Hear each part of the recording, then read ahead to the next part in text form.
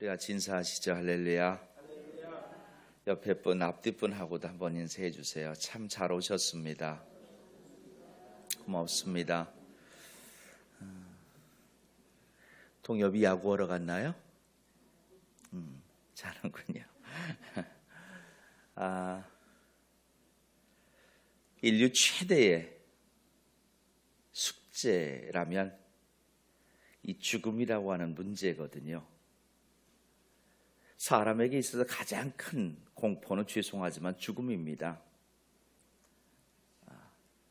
왜냐하면 우리보다 앞세대가 다른 모든 것들은 삶으로 증언해 줄 수가 있어요. 지혜로 남길 수가 있어요.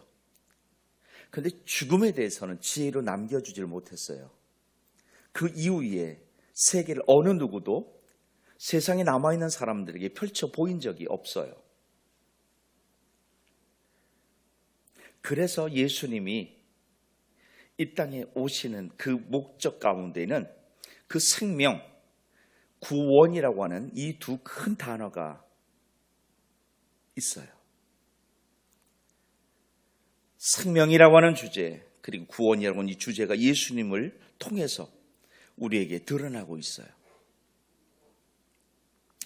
이때 예수님이 보여주시는 그 구원은요, 삶의 자리에서 우리 영혼과 관계된 것이죠. 우리 육신의 건강도 중요하지만 이 영혼의 건강이 정말 중요합니다. 이 시간은요, 이 영혼의 건강을 점검하는 시간이에요. 영혼의 구원을 위한 그 길을 우리가 제대로 가고 있는지를 점검하는 시간이에요. 건강한 영혼이기를 기도합니다. 다음 세대에게 정말 건강한 이 영혼이 될 수 있도록 가르치는 저와 여러분이 되기를 축복합니다.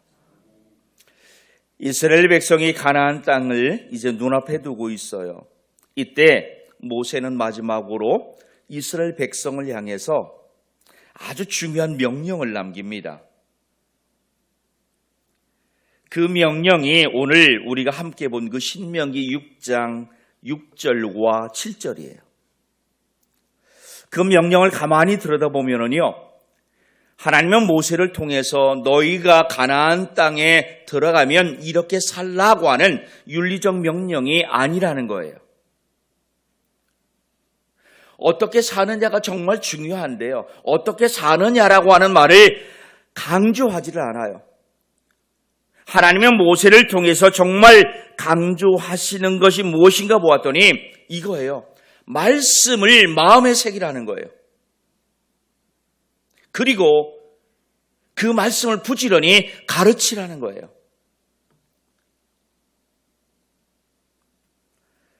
그렇게 보면 이렇게 말할 수도 있네요. 그러면 그 안에 이렇게 살라는 말이 들어있지 않냐? 맞아요. 근데 그것은 윤리적인 게 아니라는 거죠. 여러분, 본문 안에서 가르치다라고 하는 이 말을 보면은 이 말의 어원이 뭐냐면요, 이런 말이래요. 반복해서 각인시키다라고 되어 있어요. 반복해서 몸에 새겨지게 하라는 거예요. 반복해서 날카롭게 새기라는 거예요. 선명하게 보이게 하라는 거예요. 무엇이? 하나님 말씀이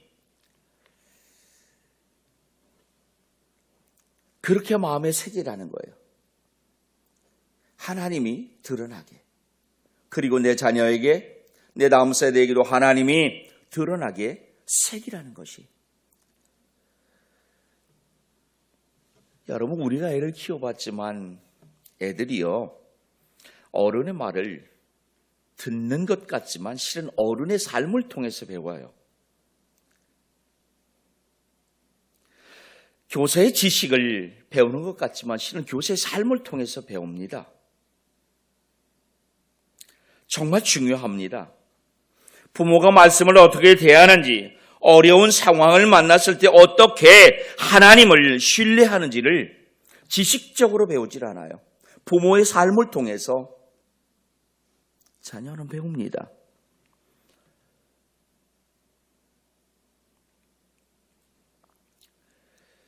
여러분, 요즘은 교회 안에서 예배가 다 나누어져 있어요. 그죠? 2000년대 들어와서 실은 이렇게 세분화되어서 나누어졌어요. 그리고 그 부서가 어른들 중심의 예배가 있고 이 젊은이들 중심의 예배로 나누어진 것은요, 2000년 후에 사실상. 그리고 2010년 이후에는 더 세분화되어지잖아요. 그죠? 영아부, 유치부, 초등부, 아동부, 중고등부, 대학부, 청년부. 근데 나눠진다고 한 이것이요, 실은 교회가 하나됨에 있어서 어떤 큰 힘을 발휘하지를 못했어요. 어찌 보면 더 약화되었어요. 철저하게 지식을 전달하는 부서로 전락해버렸어요. 다시 말하면 다음 세대를 향한 교육은 어떤 프로그램을 통해서 아니라는 겁니다. 교회가 어떻게 살아가는지를 통해, 교회 공동체에 위에 사람들이 어떻게 살아가는지를 통해서 그 젊은이들은 믿음을 전수받는 거예요. 신명기 6장의 말씀은 이것을 더 뚜렷하게 우리에게 보여주고 있습니다.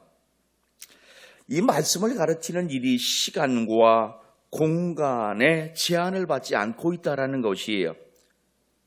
오늘 본 말씀의 성경은 이렇게 말하고 있어요. 집에 앉았을 때든지, 길을 갈 때든지, 누웠을 때든지, 일어날 때든지 이 말씀을 강론하라 이렇게 말하니까, 책을 들고 다니면서 귀에 못이 박히도록 말씀을 봐야 된다라고 보는데, 실은 이 말의 의미는요, 바로 저 마음에 새기고라는 말 안에 들어있어요. 내 삶이 하나님 말씀이 각인되어져서 내 말씀이 삶을 통해서 자녀에게 어디에 있든 드러나는 모습이 되어야 된다는 것이, 잠에서 일어나든 아침 밥상이든 아니면 찬이든. 그래서 우리 삶에서 자연스럽게 말씀이 스며들고 그 스며든 말씀이 자연스럽게 드러나는 것, 실은 이 훈련을 위해서 우리는 예배하는 것이에요. 이 땅에서의 삶을 마치는 그때까지 이 훈련을 받는 것이고요. 이 시간에는 우리가 이런 것을 더 집중적으로 훈련하는 시간인 거예요. 2026년도도 여러분 마찬가지예요. 교회의 대외적인 사명이라는 복음을 전하는 거죠. 강권하여 채우는 것이에요. 말씀이 구원이니까. 그렇다면 이 안에서는 대내적으로 무엇을 해야 되느냐? 다음 세대를 위한 양육인 거죠. 이것보다 큰 숙제가 없어요. 나 하나 잘 사는 게 아니라 내 다음 때가 잘 살기 위해 믿음을 유전으로 남겨야 되는 것이에요. 어제 우리가 시편 145편에서 다윗의 찬양시를 보았어요. 그 4절 말씀을 중심으로 145편의 말씀을 우리가 나눌 때 두 가지 단어를 제게 한번 붙들어 보자고 그랬어요. 그게 무엇입니까? 있는다고 하는 단어와 통로라고 하는 단어였어요.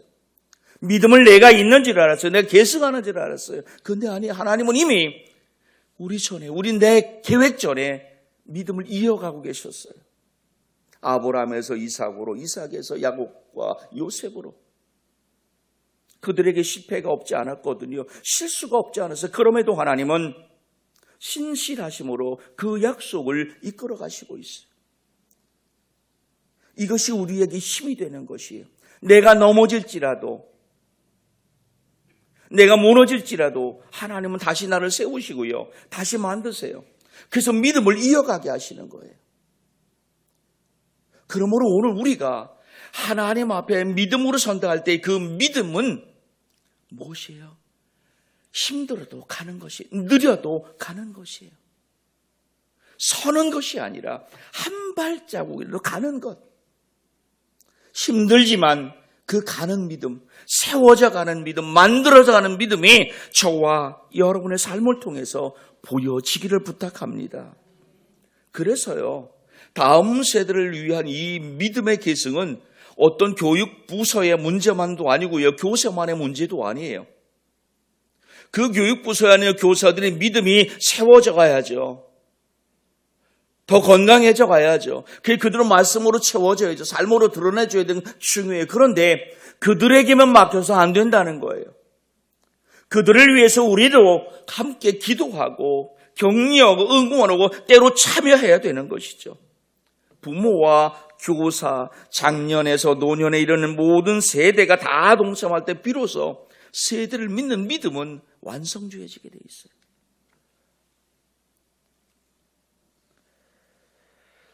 여러분, 우리 교회의 중심 비전이 무엇입니까? 교회 세움과 아름다운 동행이라고 하는 이 말이에요. 온 교회가 한 세대의 힘만으로는 절대 세워져 갈 수 없다는 사실을 인정하는 고백이 이 교회 세움과 아름다운 동행이라는 말 안에 들어있어요. 교회는요, 부모 세대와 자녀 세대가 함께 걷는 거예요.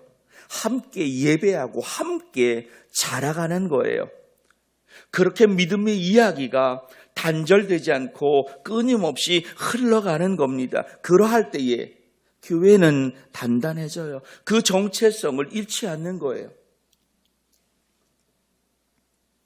53년의 역사를 돌아볼 때 여러분, 우리 앞선 세대의 그 믿음의 사람들이 가장 잘한 것이 무엇입니까, 여러분?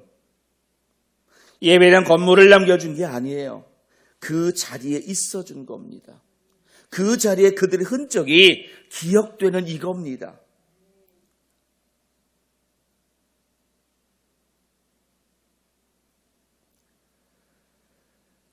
오늘 우리가 정말 두렵고 떨리는 마음으로 이 시간 내 자리에 흔적을 남기고 있는 거예요.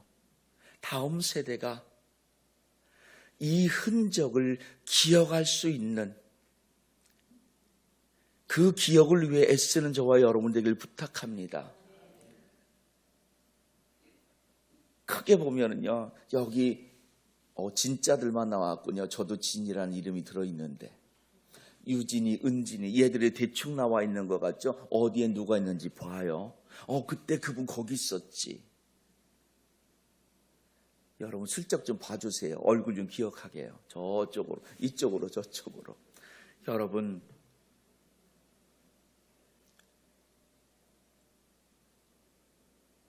무엇을 남겨주길 원합니까, 여러분? 화려한 건물이요? 극단적인 표현일지 모르겠는데요. 재산을 남겼더니요, 재산을 가지고 분쟁을 하고요.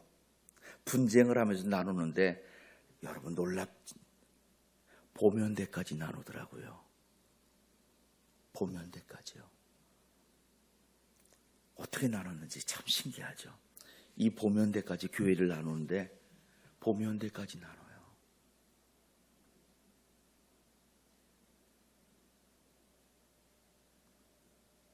그리고 나중에 어떻게 말하는지 아세요?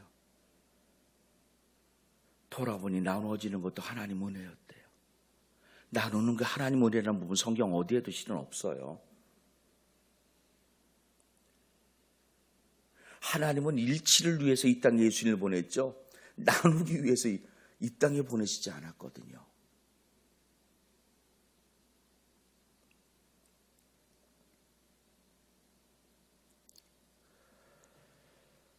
우리 자녀들이요, 우리가 남겨놓은, 무엇을 남겨놓을지 모르겠지만, 재산일지 뭘지 모르겠지만, 그걸 가지고서 내가 더 갖는데 네가 조금 가져라 다투는 게 아니라 그 믿음의 흔적을 서로 뜯어가는 그런 믿음이 되기를 기도해 주시길 부탁드리겠습니다. 여러분, 믿음의 유산은 지식이 아닙니다. 프로그램이 아니에요. 일회성 교육이 아니에요. 면면이 우리의 삶에서 드러나는 바로 그 복음의 이야기입니다. 그 복음의 이야기가 부모의 기도 소리를 통해서 전해지고요. 때로는 교회 예배 현장에서 전해지는 겁니다. 그래서 우리가 두려워해야 되는 겁니다. 내 삶이 두려워야 될 이유가 여기에 있습니다.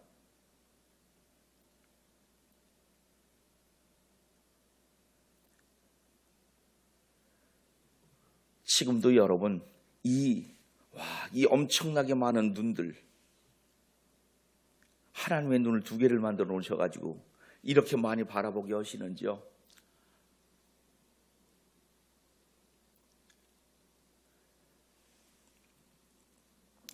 제가 될 수 있으면 교회 자리를 안 비운 이유도 그겁니다. 성도들의 인식 속에 각인되어지는 목사가 우리 목사님 이때 오늘은 어디 가셨대? 아닌 거예요. 당연히 있겠지.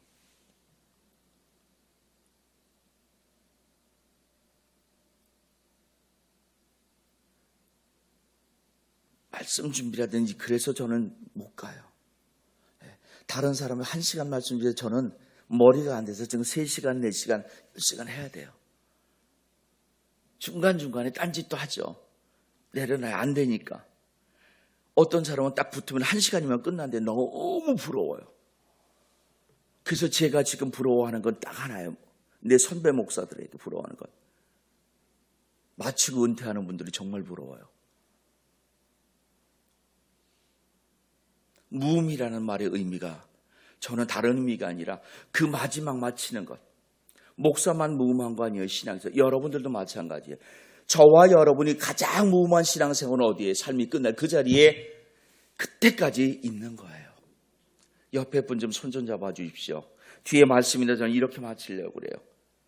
꼭 그 자리 지켜주세요라고 우리 한번 인사합시다. 특히 우리 여기 연세 드신 분들 손 좀 잡아 주세요. 손 좀 잡아 주세요. 우리 이화자노님도. 사랑하는 여러분, 우리가 다음 세대를 위해 무엇을 준비하고 있는가 돌아봐야 될 때입니다. 무엇을 남길 것인가에 집중하기보다는요, 어떤 신앙으로 살고 있는가를 보여주기 위해 다시 한번 부탁드리지만 생각하는 저와 여러분이기를 부탁합니다. 우리가 하는 말을 듣고 다음 세대는 잘하지 않아요. 우리가 하는 모습을 보고 우리가 사는 모습을 보고 그들은 잘합니다. 그들의 마음에 말씀을 새기기 위해서 우리 마음에 먼저 말씀이 제대로 새겨져 있어야 돼요. 선명하게 새겨져 있어야 돼요. 그래서 우리 삶을 통해 그 말씀이 선명하게 보여줘야 돼요.